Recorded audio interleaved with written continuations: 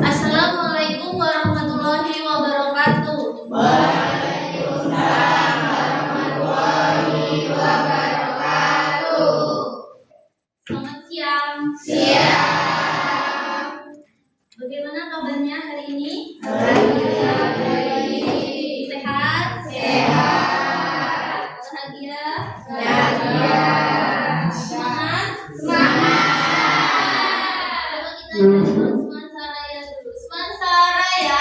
Ceria, cerdas, terampil, mandiri, berakhlak, mulia.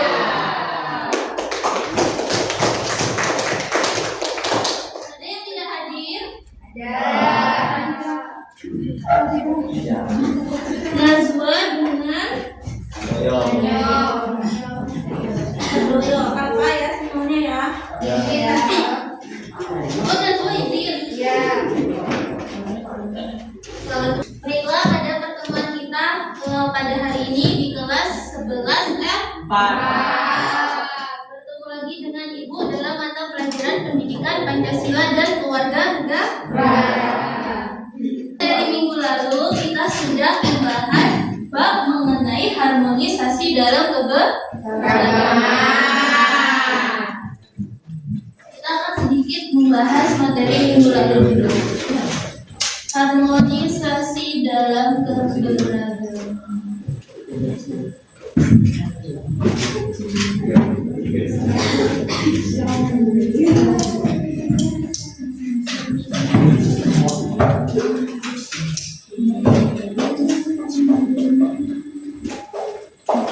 Boleh disiapkan alat tulisnya, buku, pena, silakan dikeluarkan. Boleh mencatat apa ya materi penting.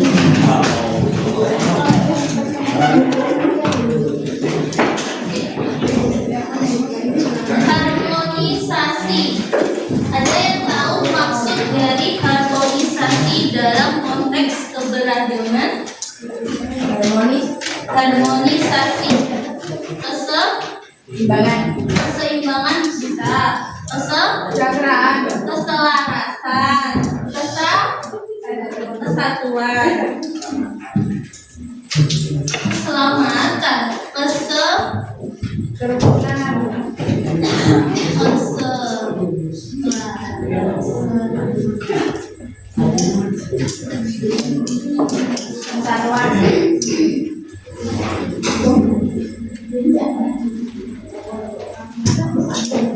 Keselarasan, kesatuan, kesejahteraan. Arti kata harmonisasi.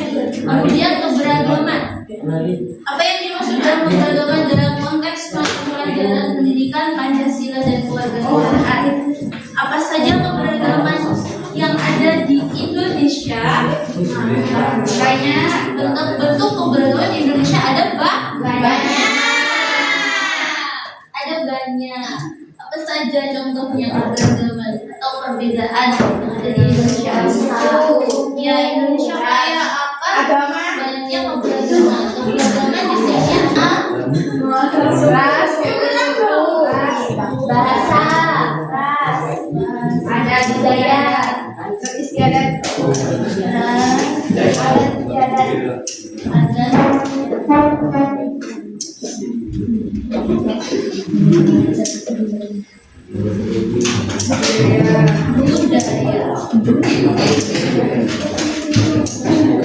Kenapa dari banyaknya keberagaman dan kekayaan yang dimiliki oleh bangsa Indonesia, macam-macamnya adalah agama, suku, bahasa, ras, adat, istiadat, dan budaya? Kenapa dalam hal itu harus ada namanya yang sebuah harmonisasi? Kenapa harus ada harmonisasi di antara keberagaman itu? Kalau nggak ada harmonisasi nanti keberagaman itu akan hancur. Terjadinya konflik, perpecahan, perselisihan. Akan ada banyaknya ancaman. Maka dari itu tujuan dan upaya manfaat paling utama adalah menghindari menjaga terjadinya konflik agar negara kesatuan Republik Indonesia terhindar dari ancaman eksternal dari luar maupun dari dalam, sekaligus menerapkan nilai persatuan dan kesatuan.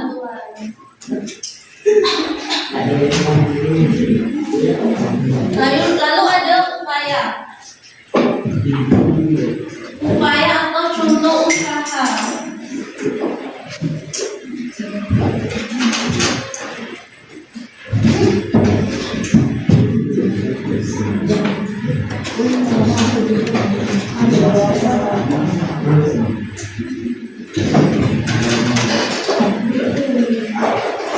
Upaya untuk melestarikan keberagaman.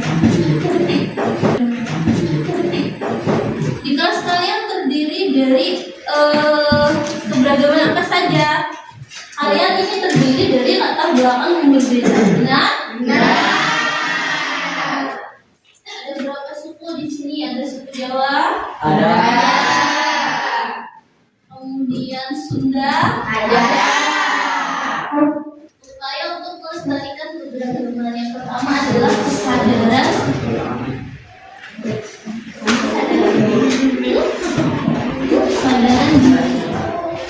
Sudahkah kalian sadar dan paham bahwa kalian terdiri dari berbagai latar belakang yang berbeda? Paham?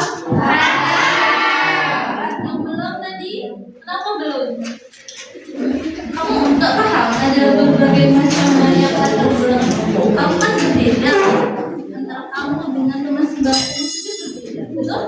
Latar belakang misalnya pendidikan kamu, keluarga kamu, dari suku kamu, ada kamu, ras, budaya.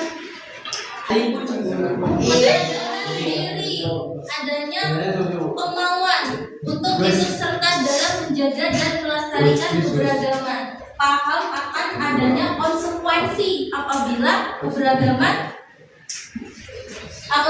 harmonisasi itu tidak dilestarikan. Kesadaran diri, kemudian ada menghargai perbedaan.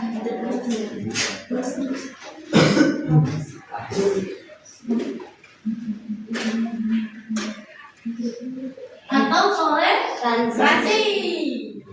Sudahkah kalian bertoleransi di kelas ini? Sudah. Apa contohnya? Saling menghargai. Ya, saling menghargai, toleransi. Contohnya dalam konteks apa? Bidang apa? Misalnya agama, bekerja sama, gotong royong. Kan gotong royong itu bisa melestarikan keberagaman kan? Ya. Contoh, kalian tiket kantor, misalnya kelas ini dapat giliran tiket kantor. Kalian kan bekerja sama semuanya. Ya. Sedangkan kalian sendiri terdiri dari berbagai macam latar belakang. Ya. Jadi kalian membentuk satu kesatuan yang dinamakan kelas 11 F4. Kalian menyelesaikan membersihkan kantor untuk mencapai tujuan kebersihan. Kalian terdiri dari berbagai latar belakang, di situ sudah berkumpul jadi satu kesatuan, satu unsur dalam bekerja sama gotong royong. Ada yang suku Sunda, Jawa, Komering, itu latar belakang kalian. Dan kalian bekerja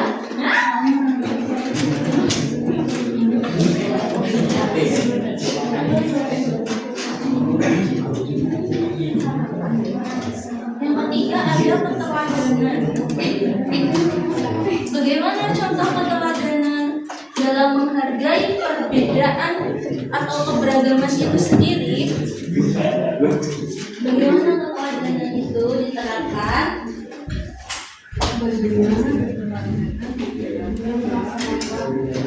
Contoh perbedaan antara usia. Yang kedua dan yang ketiga. Keteladanan kalian contohkan atau praktikkan dengan sikap apa? Berbicara santun.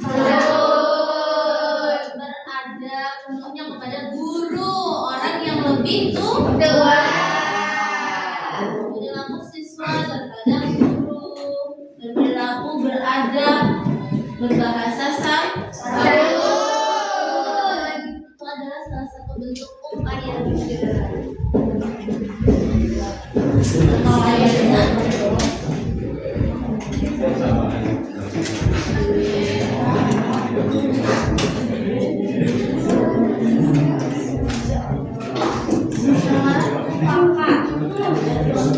Contoh dari musyawarah mufakat dalam kelas kalian, pernah nggak menerapkan musyawarah bersama? Pernah.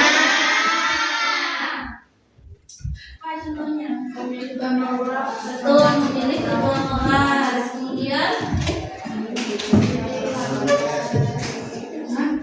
kegiatan apa yang menimbulkan diskusi dalam kelompok pelajaran?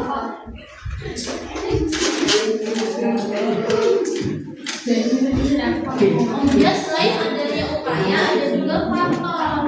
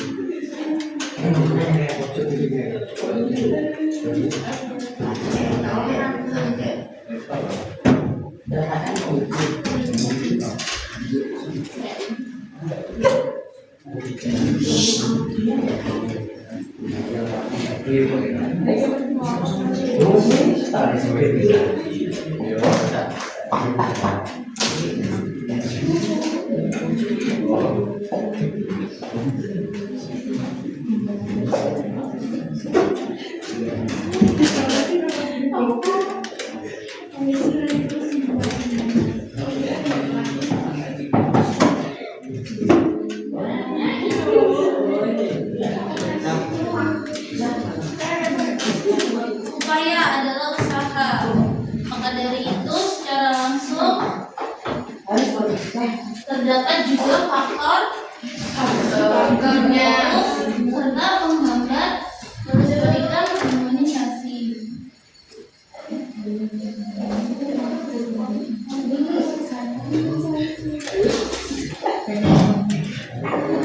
Menghargai nilai budaya. Kemudian struktur sosial yang adil dan inklusif. Bagaimana contohnya struktur sosial yang adil dan inklusif? Struktur sosial terdiri atas perbedaan itu tadi. Ada unsur perbedaan agama, ras, kemudian budaya.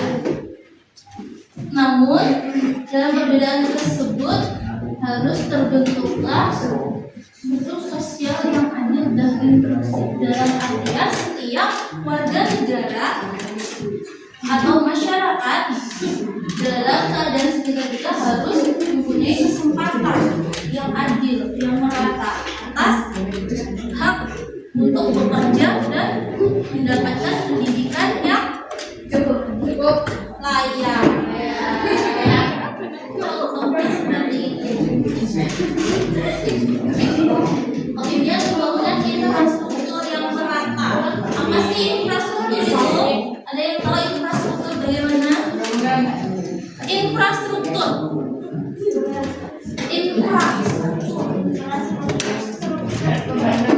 Pembangunan, betul, pembangunan yang merata, sarana dan prasarana yang merata. Pernah nggak kalian merasa tertinggal dengan daerah lain akibat adanya pembangunan yang tidak merata? Pernah. Akibatnya apa? Jika ada kecemburuan seperti itu, maka terjadi suatu konflik. Tapi kalau pemerintah sendiri melakukan usaha untuk membangun infrastruktur yang merata, artinya dalam setiap daerah sama dan merata, maka kalian akan merasakan kesejahteraan, merasa aman, terlindungi, damai, hidup di negara yang maju dan melestarikan penghambatnya.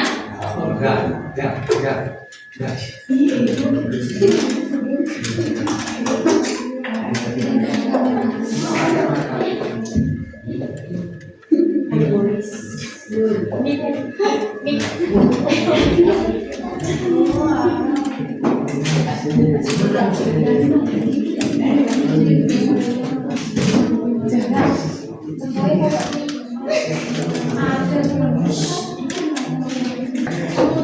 penggambaran ini secara langsung akan menimbulkan konflik. Konflik apa saja yang terdapat dalam keberagaman di sekitar kita? Contohnya, konflik antar suku, antar agama, kemudian antar budaya, antar golongan, konflik antar suku seperti yang ibu sebutkan tadi salah satunya. Kemudian konflik antar agama, misalnya apa? Jelek-jelekan agama lain bisa. Kemudian menganggap agama lain lebih buruk. Kemudian pembangunan tempat ibadah, misalnya bangunan masjid di wilayah orang beragama Hindu misalnya. Kemudian terdapat dua pihak tuh, ada yang setuju, ada yang tidak. Kemudian terjadilah suatu perbedaan antara ini bangunan atau sarana ibadah mau didirikan atau tidak. Nah, biasanya terjadi konflik dalam dua kelompok yang berbeda dalam konteks agama. Bagaimana konflik antar ras itu bisa terjadi? mengejek temannya. Benar, mengejek temannya itu adalah body shaming, mengejek fisik. Rasisme, tahu rasisme? Mana coba contohnya? Nah, siapa namanya? Siapa namanya? Nah, bisa juga itu. Paling menonjolnya adalah biasanya membedakan warna Kulit. Mentang-mentang dia putih kamu tidak memberikan hak dia untuk bergaul, tidak dihormati, tidak diperhatikan, tidak diberikan kesempatan untuk bergaul bersama kalian. Jangan seperti itu ya. Kalau ini rentan sekali kuliah. Bukan kasus terbaru ini sudah lihat belum kasusnya? Dari apa sih? Nanti kita akan mengetahui bagaimana penerapannya. Ini adalah untuk strategi Baru. pemecahan konflik. Yang pertama adalah mediasi, kompromi, arbitrase, konsiliasi, akomodasi, integrasi. Coba perhatikan, ibu kasih lembaran contoh soal kasus. Silakan dibaca. Nanti kita analisis bersama-sama.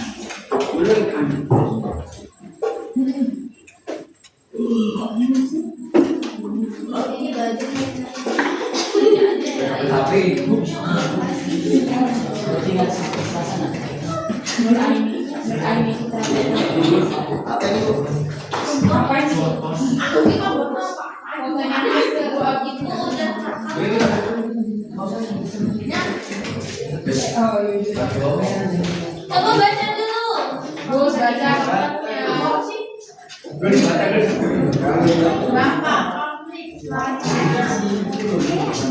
Iya.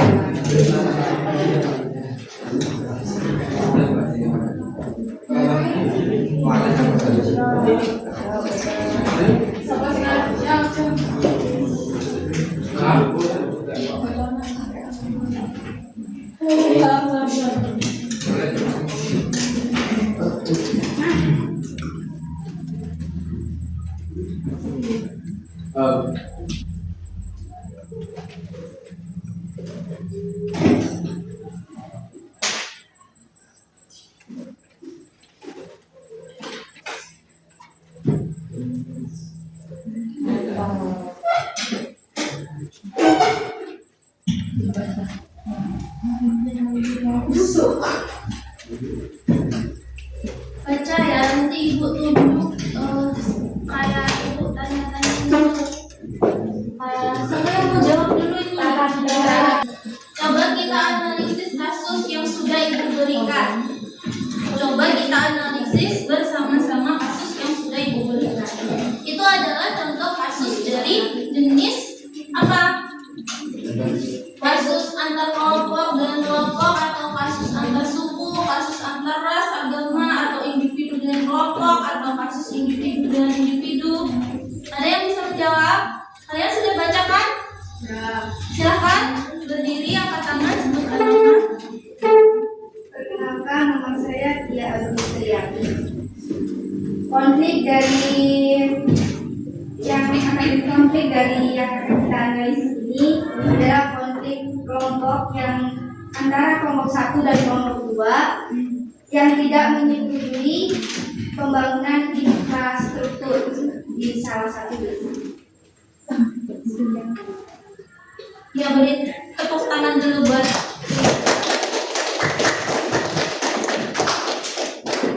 Ya, benar sekali. Itu adalah contoh kasus kelompok antar kelompok. Ya, berdebat adanya perbedaan antara satu kelompok dengan kelompok lainnya tentang adanya pembangunan sarana dan prasarana atau infrastruktur fasilitas umum.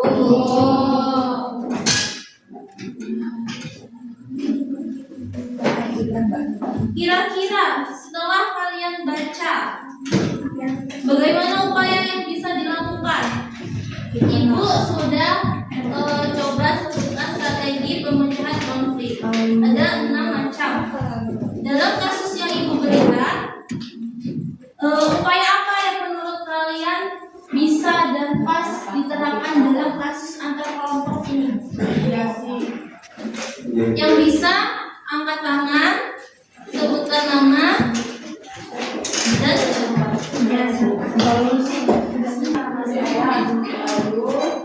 Saya akan menjawab pertanyaannya, yaitu upaya penyelesaian konflik ini. Yang pertama, satu penyelesaian konflik yaitu menggunakan mediasi. Mediasi dilakukan oleh kepala sekolah menentukan perwakilan kedua kelompok untuk berdialog. Yang kedua, musyawarah mufakat disepakati bahwa pembangunan lapangan tetap dilakukan, namun disertai aturan penggunaan waktu dan jadwal kebersihan bersama. Yang ketiga, berupaya bersama. Warga dari kedua kelompok bergotong royong menyiapkan lokasi pembangunan lapangan. Dan yang terakhir, penanaman dua Pancasila. Yang pertama, sila ketiga, persatuan Indonesia menuju persatuan di atas kepentingan pribadi. Dan yang kedua, sila keempat, kerakyatan yang dipimpin oleh hikmat kebijaksanaan, yaitu mengutamakan musyawarah mufakat. Sekian, terima kasih.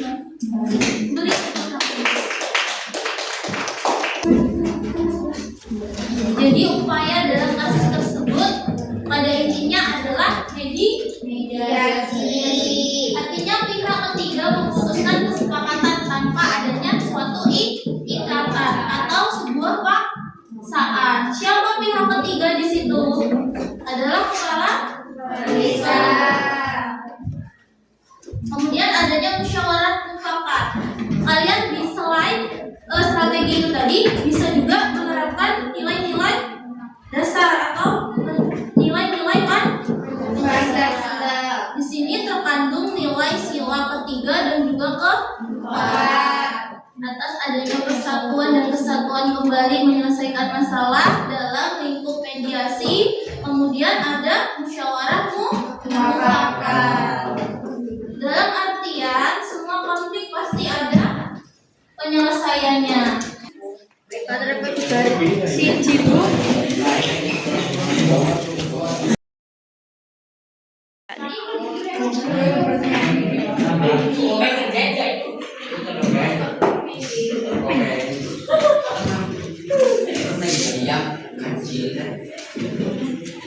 yang udah selesai? Tadi apa? Ada opsi satu. Benar semua? Ada yang benar semua? Berarti bertiga dok, bertiga.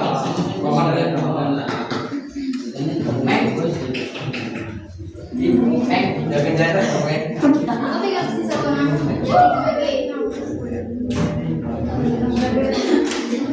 ada jawaban. 30 nanti ada proyeknya buat pos digital tentang keberagaman. Nanti ibu step proyeknya kalian bisa kerjakan menggunakan aplikasi yang ada di atau apa yang lain kalian biasakan buat poster. Ini aja sudah ya, baiklah. Cukup sekian penyampaian materi dan pembelajaran kita PKN pada hari ini di kelas 11 F4. Semoga apa yang ibu sampaikan bermanfaat untuk kalian dan kalian juga dalam kehidupan sehari-hari. Maaf apabila ada kesalahan kata ataupun perilaku dalam penyampaian materi. Akhiri,